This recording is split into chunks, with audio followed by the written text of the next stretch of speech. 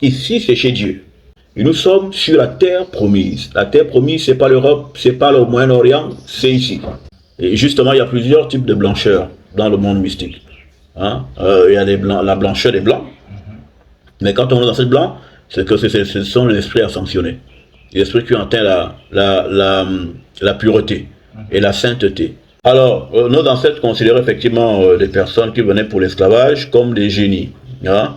De un. Mais aussi, ils savaient que ce n'étaient pas des génies, hein, pour les initier. Et l'esclavage était déjà, ils savaient, ça avait été annoncé par plusieurs anciens. D'accord. Que ça arriverait. Que ça arriverait, bien sûr, oui, ça a été annoncé.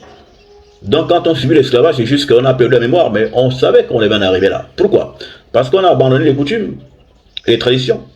L'esclavage, la colonisation, c'est l'œuvre de nos ancêtres.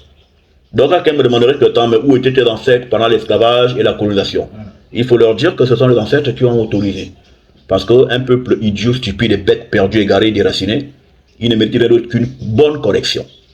On a eu 5 siècles d'esclavage. Qui est l'esclavage des fils et des fils d'Abraham. On a abandonné Dieu.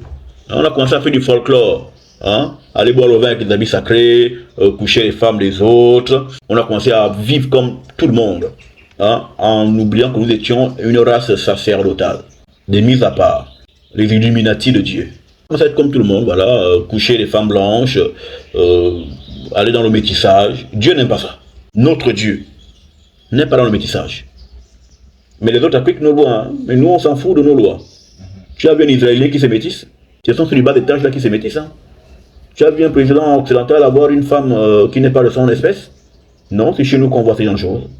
Voilà. Parce qu'on est un peuple déraciné. On n'épouse pas une femme étrangère quand on est chef d'un peuple. Parce que le premier peuple qu'un chef gouverne, c'est sa femme. Vous dominez votre femme, vous dominez le peuple auquel appartient la femme. Je suis président d'un pays, ma femme doit être autochtone de ce pays. Une fois que je domine ma femme chez moi, je vais dominer le peuple. Et si j'ai une femme étrangère avec moi, si elle me vainc dans les idées, elle vaincra mon peuple. Et si j'ai pris une femme étrangère, elle m'amènera les coutumes de chez elle chez moi. J'accepterai dans mon pays et chez mon peuple des comportements qui sont propres au peuple de la femme.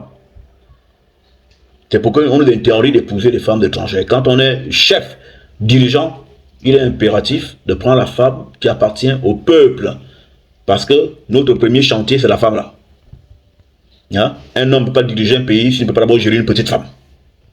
Parce que la femme, c'est le plus grand défi de l'homme. Le plus grand défi d'un homme, c'est de contrôler une femme. Qui sont les êtres incontrôlables, insaisissables. Il faut la dominer.